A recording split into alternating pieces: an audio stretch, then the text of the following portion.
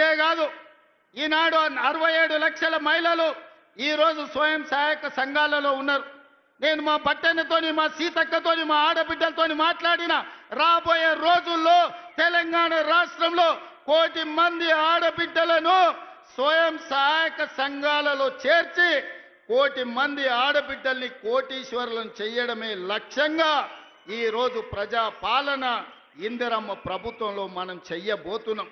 అందుకే తండాలలో, గూడాలలో, మారుమూల పల్లెల్లో ఉన్న మా ఆడబిడ్డలకు ఈ వేదిక మీద నుంచి నేను విజ్ఞప్తి చేస్తున్నా, మీరందరూ స్వయం సహాయక సంఘాలలో చేరండి.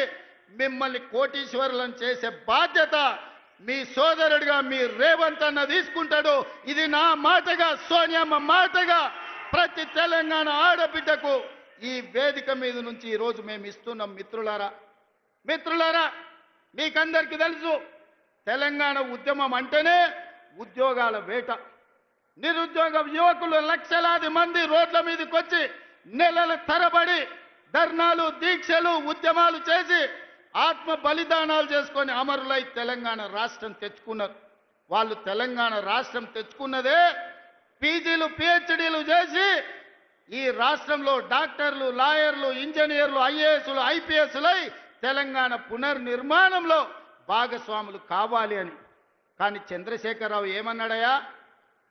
గొర్రెలు, బర్రెలు, చేపలు, పందులు మీరు పెంచుకోండి, పేదవాళ్ళ పిల్లలు గొల్లోళ్ళు గొర్రెలు పెంచుకోవాలి, మాదిగోళ్ళు చెప్పులు కుట్టుకోవాలి, ఎరకలోళ్ళు పందులు పెంచుకోవాలి, మా ముదిరాజు సోదరులు చేపలు పట్టుకోవాలి అని మిమ్మల్ని అందరినీ అక్కడ పొమ్మన్నాడు. ఆయన కొడుకు మాత్రం రాజ్యాలు ఏలుతారంట. ఇదే నా న్యాయం అని నేను అడుగుతున్నా చంద్రశేఖరరావు, నీ వేదిక మీద నుంచి పేదోళ్ళ బిడ్డలు, వాళ్ళ తాతలు ముత్తాతలు తరతరాలుగా గొర్రెలు, బర్రెలు, చేపలు, పందులను పెంచుకొని బతికి ఆత్మ బలిదానం చేసుకొని వందలాది మంది ప్రాణాలు ఇచ్చి తెలంగాణ రాష్ట్రం తెచ్చుకున్నది.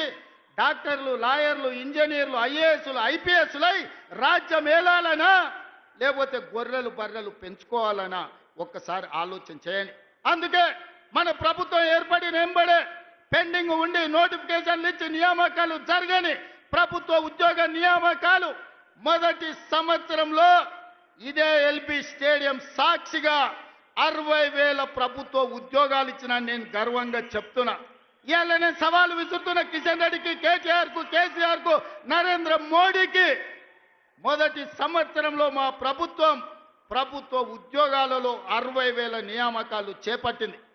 మీకు దమ్ము ఉంటే, ధైర్యం ఉంటే, చిత్తశుద్ధి ఉంటే మీరు సవాలు విసిరండి. 60,000 మందిని ఇదే ఎల్బీ స్టేడియంలో తెచ్చి తలలు మొత్తం లెక్క పెట్టిస్తా. ఒక్కటి తగ్గినా మీ కాళ్ళ ముందు క్షమాపణ చెప్పి నేను బయటకు వెళ్తా.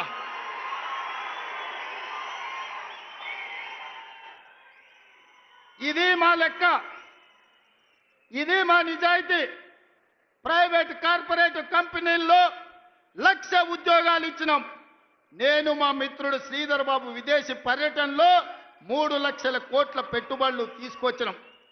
ఇవాళ అంతర్జాతీయ స్థాయిలో తెలంగాణకు ఒక గుర్తింపు, గౌరవాన్ని తీసుకొచ్చినాం. అందుకే మిత్రులారా, ఆనాడు హాస్టళ్లలో, సంక్షేమ హాస్టళ్లలో ఎన్నడా పిల్లల్ని పట్టించుకోలే. అందుకే వాళ్లకు ఫుడ్ డైట్ ఛార్జెస్ మా బట్టి గారు 40% పెంచిండ్రు. Cosmetic charge 200% పెంచిండ్రు. ఇవాళ పేదవాళ్ళ పిల్లలు కార్పొరేటు వైద్యము, కార్పొరేటు విద్య పోటీ పడాలి అంటే ఈ విద్య ఉన్నది సరిపోదని యంగ్ ఇండియా ఇంటిగ్రేటెడ్ స్కూళ్ళు 100 నియోజకవర్గాలలో 100 పాఠశాలలు 20,000 కోట్ల రూపాయలతోని యంగ్ ఇండియా ఇంటిగ్రేటెడ్ రెసిడెన్షియల్ స్కూళ్లను ప్రారంభించుకున్నాం. రాబోయే రోజుల్లో ప్రపంచంతోనే పోటీ పడే విధంగా మన విద్యా ప్రమాణాలను పెంచడానికి ఇలా మనం ప్రణాళికలు వేసుకున్నాం. ఇవాళ మిత్రులారా, ప్రతి సంవత్సరం ఇంజనీరింగ్ విద్యార్థులు 1,10,000 మంది పాస్ అవుతున్నారు. సర్టిఫికెట్ ఇంజనీరింగ్ వస్తుంది కానీ బయటకు పోతే ఉద్యోగం లేదు. బయట అవసరాలకు తగ్గట్టు వీళ్ళకు నైపుణ్యం లేదు. నైపుణ్యానికి శిక్షణ ఇవ్వడానికి వసతులు లేవు. అందుకే ఆలోచన చేసి రాష్ట్ర ప్రభుత్వంలో యంగ్ ఇండియా స్కిల్స్ యూనివర్సిటీని ప్రారంభించి వేలాది మంది పేద పిల్లలకు స్కిల్స్ నేర్పించి తద్వారా ఉద్యోగ ఉపాధి అవకాశాలు కల్పించడానికి ఈరోజు మన ప్రభుత్వం పనిచేస్తుంది.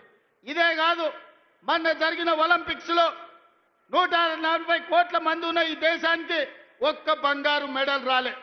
కానీ సౌత్ కొరియా ఒక చిన్న దేశం, హైదరాబాద్ కంటే కొంచెం పెద్ద దేశం, 32 మెడల్స్ తెచ్చుకున్నది. అందులో ఒక అమ్మాయి సౌత్ కొరియా స్పోర్ట్స్ యూనివర్సిటీకి నేను పోతే ఒక అమ్మాయిని కలిసిన. ఆ అమ్మాయి నాకు ఆశ్చర్యం వేసింది. ఒక అమ్మాయి 3 బంగారు పతకాలు తీసుకొచ్చింది. నేను అడుగుతున్న మిత్రులారా, తెలంగాణ యువకులారా, ఉద్యమం చేసి తెచ్చుకున్న తెలంగాణగా 140 కోట్ల జనాభా ఉన్న భారతదేశం ఒక్క మెడల్ తీసుకురాలే. సౌత్ కొరియాలో ఒక అమ్మాయి 3 బంగారు మెడల్స్ తెస్తే 140 కోట్ల భారతీయులు ఆ అమ్మాయి ముందల తల వంచుకునే పరిస్థితి ఈరోజు లేదా? అందుకే ఈ దేశాన్ని ప్రపంచ చిత్రపటంలో పెట్టాలంటే ఒలింపిక్స్ లో బంగారు మెడల్స్ సాధించాలి. దానికి తెలంగాణ వేదిక కావాలని యంగ్ ఇండియా స్పోర్ట్స్ యూనివర్సిటీని ఇవాళ తెలంగాణలో ప్రారంభించుకున్నాం.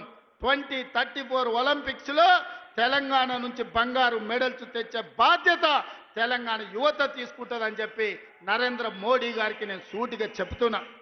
మిత్రులారా, ఇలా చెప్పుకుంటూ వెళ్తే ఎన్నో విజయాలు ఉన్నాయి. పనిలో పడి ప్రచారం చేసుకోవడంలో మేము మర్చిపోయినాం. మన వాళ్ళు చెబుతుంటే అరే ఇన్ని చేసిందా మన ప్రభుత్వం, సన్నబియ్యం ఇచ్చిందా, రైతు రుణమాఫీ చేసిందా, రైతు భరోసాకు నిధులు ఇచ్చిందా, 60,000 ఉద్యోగాలు ఇచ్చిందా, అమ్మ ఆదర్శ పాఠాలు నిర్వహించిందా, స్కిల్స్ యూనివర్సిటీ పెట్టిండ్రా, స్పోర్ట్స్ యూనివర్సిటీ పెట్టిండ్రా, ఇట్లా ప్రతి కార్యక్రమాన్ని చర్చినప్పుడు ఆశ్చర్యంతో నోరు తెరిచి చూస్తున్నారు. మరి ఎందుకు ఈ రోజు అవి మనం ప్రచారం చేసుకోలేకపోతున్నాం? అసలైన తొలి వెలుగు. ఫాలో వాట్సాప్ @తొలి వెలుగు అఫీషియల్.